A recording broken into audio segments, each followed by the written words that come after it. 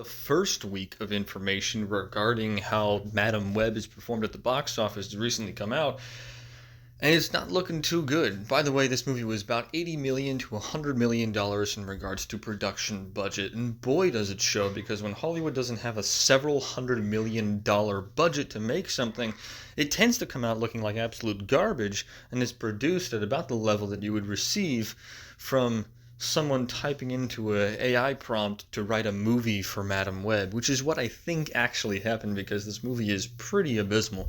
Now, let's go ahead and get into the numbers here. $80 to $100 million for the budget on the production side of the movie. That's not taking into account the marketing costs. That's not taking into account the fact that with marketing, it's going to bring it up to probably around $120 to $160 million before it even reaches the theaters. And again, remember, you only get about 40 to 50% return from ticket sales regarding movie theaters here and internationally. Internationally, like in China and several other places overseas, you only get about a 40% return on those ticket sales. So, in total, Sony and their desperate attempt to make a superhero universe without any actual superheroes, or to make a superhero universe with characters that nobody wants to see movies made out of, or just don't make sense to have movies made out of, like Madam Web. By the way, those of you who don't know, Madam Web is an old paraplegic woman who is blind and can sometimes see the future and sometimes interacts with Peter Parker as Spider-Man. That's about everything that you have to know about Madam Web. She's not an interesting character. This movie is essentially an origin story for how a woman goes blind and becomes paraplegic. That's about it. That is about the extent of the origin of this story. I can get into some other stuff with an actual review, which I will do. This is one that I can't help but review because of how bad it is. But let's go ahead and get back into the actual financial numbers regarding this movie. So, again, we're looking at a 40 to 50% return on investment per ticket sale to Sony.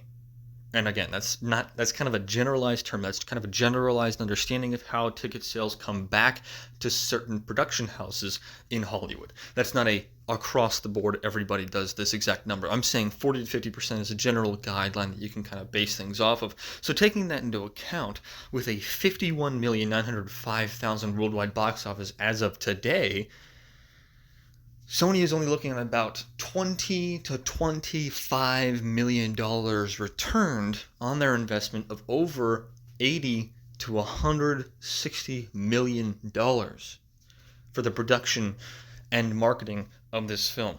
Does that mean that they won't make their money back? Not necessarily, but it would mean that they would have to have a huge uptick in ticket sales and a huge return on investment, meaning that they'd have to probably blow this out of the water by about $200 to $300 million. Because if they want to break even, they have to get to $300 million. Again, we're looking at that 40 to 50% return on investment from ticket sales that we're just not seeing as a good market going forward with this film. And we can actually take a look at the box office numbers down here if you wanted to. February 14th, $6,051,012. February 15th, $2,153,607. February 16th, $4,300,000. February 17th, $6,375,000.